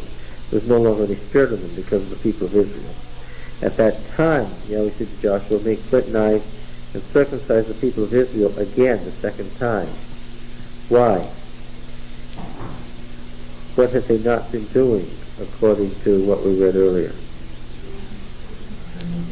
They had been circumcised during the period of the wilderness wandering because they were not in a complete covenant relationship. This is the reason why Joshua circumcised them. All the males of the people who came out of Egypt, all the men of war, had died on the way in the wilderness after they came out of Egypt. That was what was stated in the book of Numbers.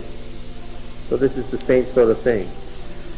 So all the people who came out had been circumcised, yet all the people that were born on the way in the wilderness after they had come out of Egypt had not been circumcised. So the people of Israel walked 40 years in the wilderness till all the nation, the men of war that came forth out of Egypt, perished, because they did not hearken the voice of Yahweh.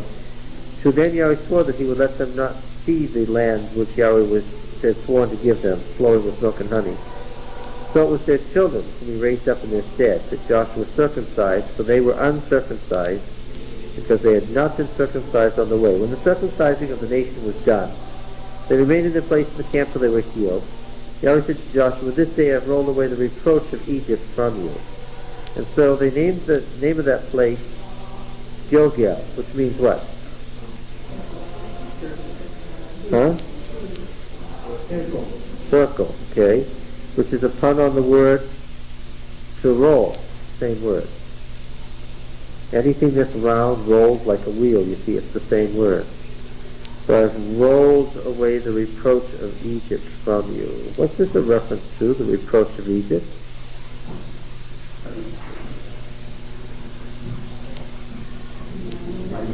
Yes, it's slavery.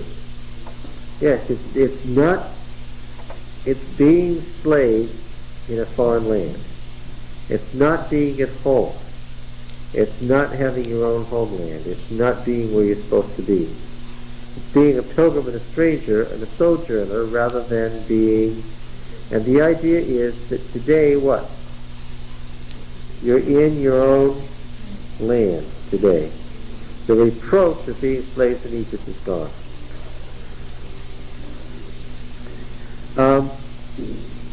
Now we're going to find in Joshua, well, we've already looked at the example of Rahab, who we haven't saved yet, but will soon.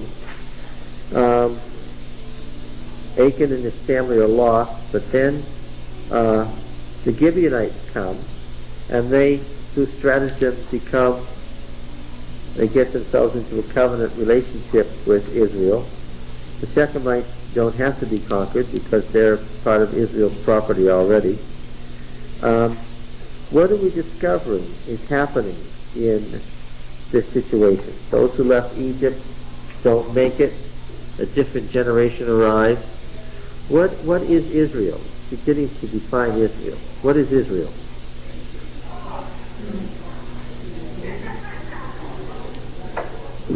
Israel is the community of what? Yeah, those who obey the covenant. The community of those who obey the covenant. Is it necessarily those to whom God has made covenant promises? No, they may not see them fulfilled. Is it necessarily those who were the descendants of Abraham? No, otherwise you wouldn't have Rahab and the Gibeonites, right? So who is Israel? Those who determined to keep covenant. He's making a point to the people in Josiah's time.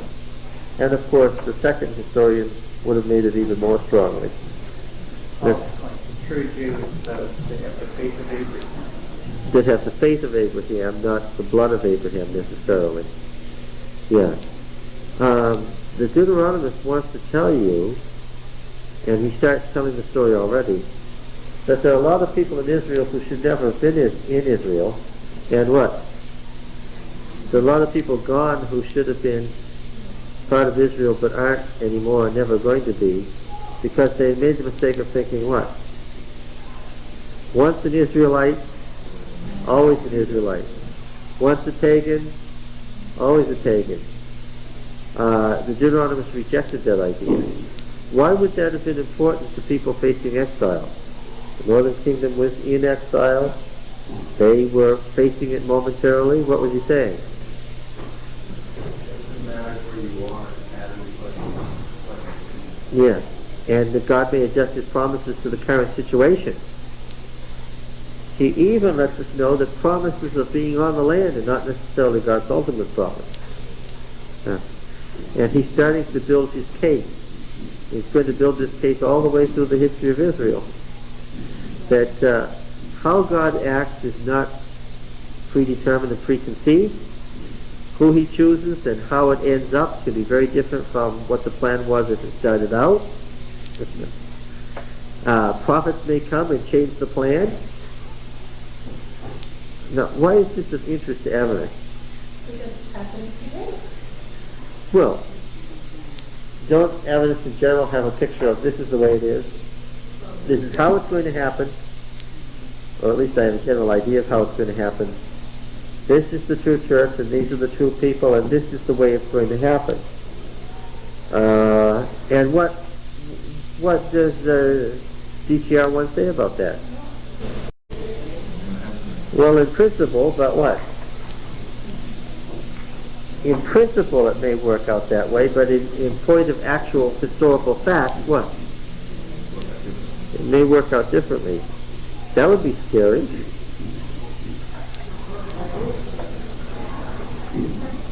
Why is it scary though? Well, because when you know what's going to happen, at least you can prepare for it. And it's scary because people take that and that's what they build their theology on and the visionary work and things like that. Yes, people take it and people learn of them because they see this happening. Well, because it gives you a kind of certainty. And people were searching for certainty in DTR 1's time. And if he said the certainty you're looking for is not in a series of promises that have to work out a certain way, that may not happen, then what?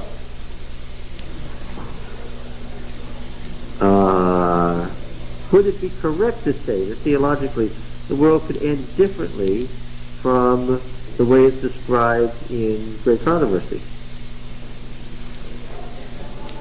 It could?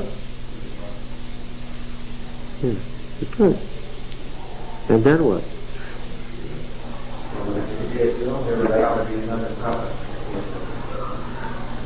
Yeah, you would want another prophet to come and say, no, it's going to be this, that, or the other.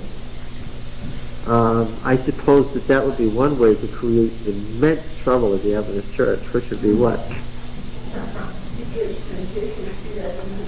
If you had another prophet, now get this picture. What if you had another prophet who was a true prophet who came along and said, it's not... Yes, but I'm saying to you, that's right. How do you think that would work? But many people, I mean, there have been many things, I mean, there are many people around us today saying things differently from what Mrs. White did say, that we're finding out that it just might be that way instead of what Mrs. White said. Well, it's already happening. What do you mean if it's going to happen? No, I'm talking about an actual prophet who has the true gift of prophecy. There are a lot of people who say Mrs. White wasn't right because they doubt that she had the gift of prophecy. That's a whole different thing. I'm not even... I think that's a hopeless case. If you deny the spirit of one person, you're not going to recognize the spirit of another. That's not even what I'm talking about. What I'm talking about is there's somebody who knows that Mrs. White had the spirit of prophecy, but now there's somebody else saying, well, yes, Mrs. White did say that, but now the Lord says... But Mrs. White, she didn't point to a lot of specifics. She pointed to conditions that were... Well, she did describe conditions, but she also described a lot of specifics in those chapters in Great Controversy, in Testimony chapter volume 7, yes? Isn't she in Great Controversy describing at that point what was going to happen, or what she felt was happening in 1888, and you can apply that to... Well, of course, the end of the world, as Mrs. White saw it, was related to her own time. We know that, for instance, you get this passage in early writings a lot. In one of her early visions, she sees the end of the world, right? And she sees the pious slave raising his hands and the chains are falling off, right? Well, what was she saying? She was seeing the end of the world as what? As it was. As it would have been had the world ended prior to American slavery disappearing in 1863. So,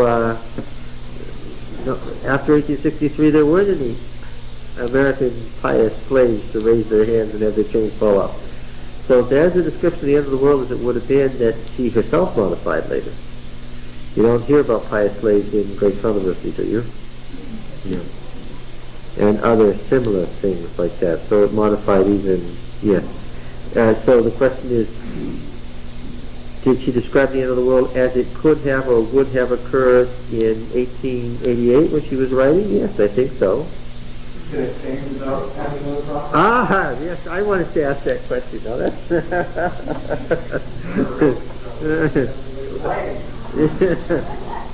could it change without having those prophets?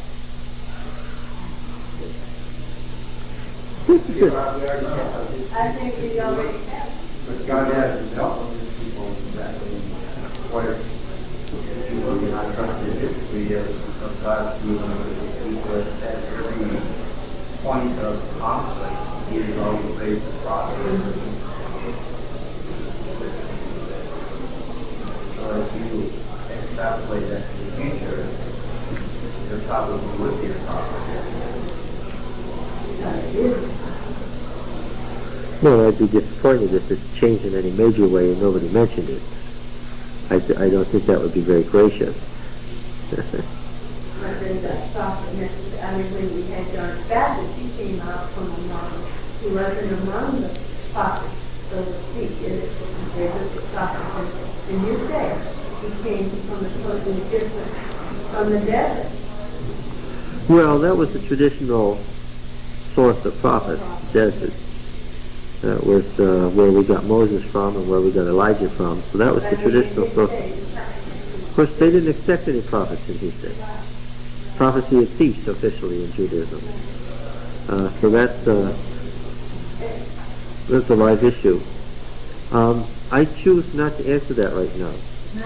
Something I want you to keep in mind as we read the Deuteronomic history. Okay? Of which we've done 4 chapters, or at least partially done 4 chapters. Okay? So that's a different question now. All right, chapters 3 and 4 and bright, and I want you to read something in the Bible. That's what I want you to read. Read the rest of Joshua. Read it a couple of times. All right, see you next week.